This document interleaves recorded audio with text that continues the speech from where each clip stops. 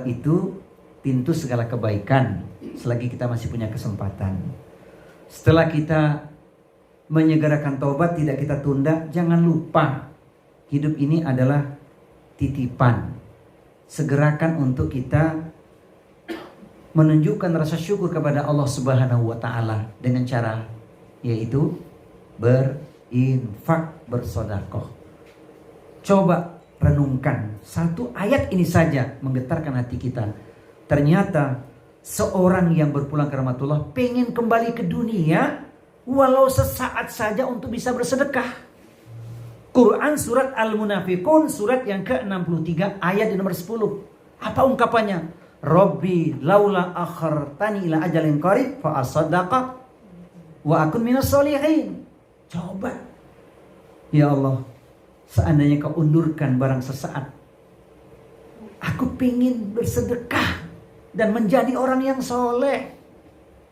Jadi setelah taubat segerakan, tunaikan infak sedekah, karena itulah password untuk mendapatkan husnul khotimah. Salah satu pintu husnul khotimah lewat bersedekah. Segerakan. Ini yang kedua. Yang ketiga, tak syak lagi sebagai hamba Allah yang tidak lepas dari kekhilafan dan kesalahan. Segerakan menyelesaikan urusan atau tanggungan kepada orang lain. Yang dimaksud adalah bebaskan kezoliman. Jangan sampai kita punya kezoliman pada orang lain. Oleh karena itu caranya kita meminta maaf. Selagi masih ada umur kesempatan, jangan malu minta maaf kalau kita punya salah kepada orang lain. Ini dia saatnya karena kita masih hidup. Jangan sampai bangkrut di akhirat kelak karena kita menunda memohon maaf itu. Alangkah mengerikan di akhirat kelak ketika amal soleh yang dahsyat itu digerogoti untuk menjadi pembayar penebus dari dosa pada orang lain karena kezaliman yang dilakukan. Dan itu yang pernah ditanyakan Rasulullah pada para sahabat untuk menyadarkan semuanya, termasuk kita tentunya.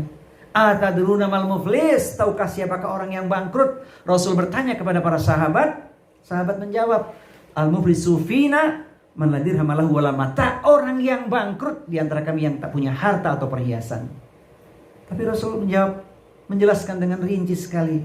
Al muflisu min ummati man ya'ti yaumal qiyamati bi sholatin wa zakatin wa siyamin wa shadaqatin wa amalin.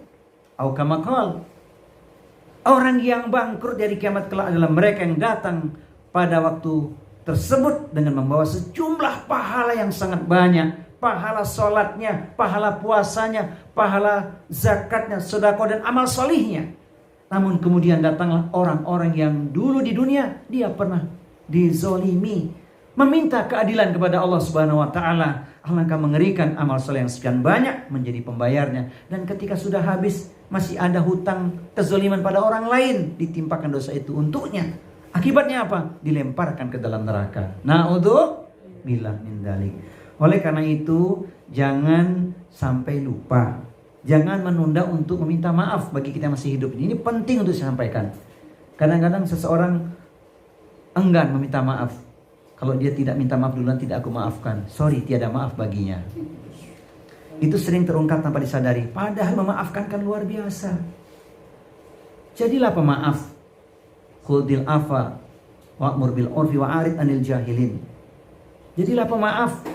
Seru orang berbuat kebaikan. Dan jangan pedulikan orang-orang yang tidak paham, orang-orang yang bodoh. Di ayat yang lain, ini luar biasa bagi orang-orang yang memaafkan kesalahan orang lain. Masya Allah. Wa jaza'u sayyi'atin sayyi'atun mithluha faman 'afa wa aslaha fa ajruhu 'ala Allah innahu la yuhibbu dzalimin. Balasan sebuah perbuatan kezaliman atau tindakan yang buruk adalah perlakuan yang setimpal atau sepadan. Tetapi bagi orang yang dizolimi, dicederai kemudian memaafkan bahkan berbuat baik kepadanya, maka pahalanya dijamin oleh Allah. Sesungguhnya Allah tidak suka pada orang-orang yang zalim. Bapak Ibu sekalian, penduduk surga pecinta ilmu, bagaimana dengan kita hari ini? Masihkah menyimpan dendam pada seseorang? Masih punya dendam enggak dengan seseorang? Jangan biarkan dendam berkarat, karena tidak membawa manfaat sampai akhirat. Jangan sampai bangkrut. Ustadz, sudah diberi maaf tapi dia lakukan lagi Ustadz. Maafkan saja. Orang beriman itu punya selaksa maaf, dan itu karakter takwa. Wal afina anin nas, menjadi pemaaf. Semoga kita termasuk di dalamnya, amin ya robbal alamin. Kemudian ini yang penting untuk saya sampaikan juga untuk saudaraku sekalian, khususnya kami pribadi, bersegera menyelesaikan tanggungan. Jangan sampai kita punya persoalan yang dimaksud adalah hutang pada seseorang. Ini mengerikan, ini bisa bangkrut juga. Ustaz, bagaimana ketika punya hutang dengan seseorang tidak bisa diselesaikan karena fulan bin fulan telah tiada? Kemana untuk menyelesaikan itu? Allah itu tidak beri beban, ada caranya. Bersedekah atas namanya. Ustaz, ahli warisnya masih ada Ustaz. Dulu aku pernah zolim pada ayahnya. Berbuat baik dengan keluarganya. Kalau orang yang pernah kita cederai, orang yang pernah kita hutangi nggak ketemu juga gitu loh, mohonkan ampunan untuknya. Bersedekah atas namanya. Kalau suatu ketika ketemu dengan keluarganya, tuntaskan itu, bayar hutang kita pada dia. Kalau ketemu, tapi kalau nggak ketemu, insya Allah dengan wasilah kita bayarkan hutangnya lewat pintu sedekah, selesai urusan kita. Ini penting nih, jangan sampai kita abaikan urusan hutang piutang ke bawah sampai ke akhirat. Maka Nabi tak mau menyolatkan orang yang punya hutang. Setelah sahabat menyelesaikannya, baru Rasulullah menyolatkan. Ini luar biasa. Semoga kita terbebas dari segala macam belitan hutang. Amin ya robbal alamin. Yang terakhir, setelah kita menyelesaikan urusan hutang piutang, sebagai kepala keluarga kita punya dua kewajiban: menyempurnakan kebaikan. Nah, jadi kebaikan jangan ditunda-tunda itu. Kalau punya niat baik, segerakan, just do it aja.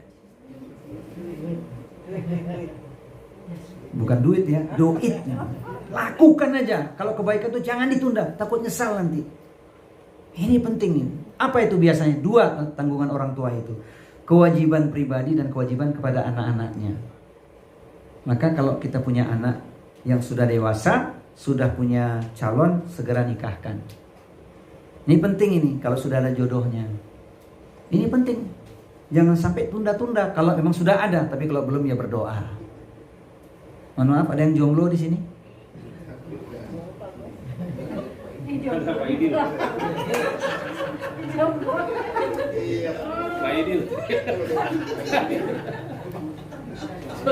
Maksud saya sederhana, untuk menjaga diri dan terbebas dari fitnah. Ya, kalau yang jomblo, duda dan janda, kita nikahkan saja.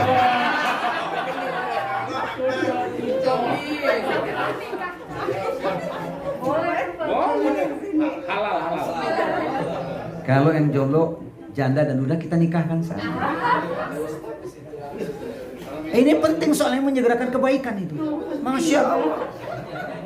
Separuh dari ketakwaan, separuh dari agama itu.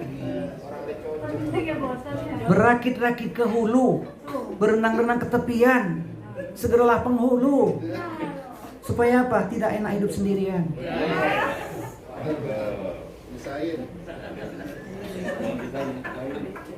Masya Allah.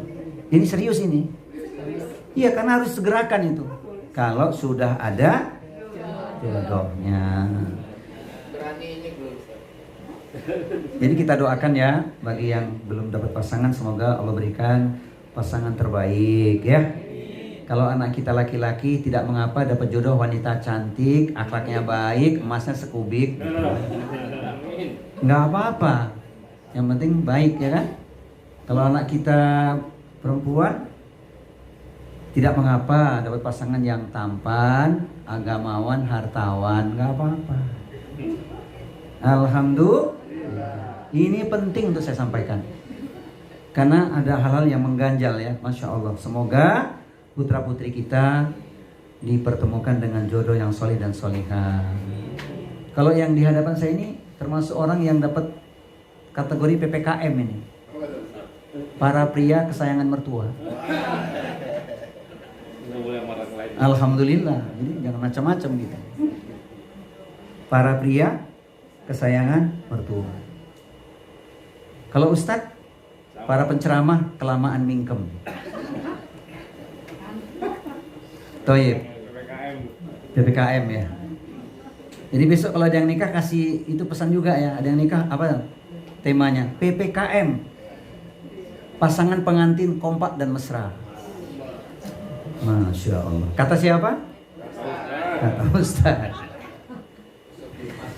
Baik.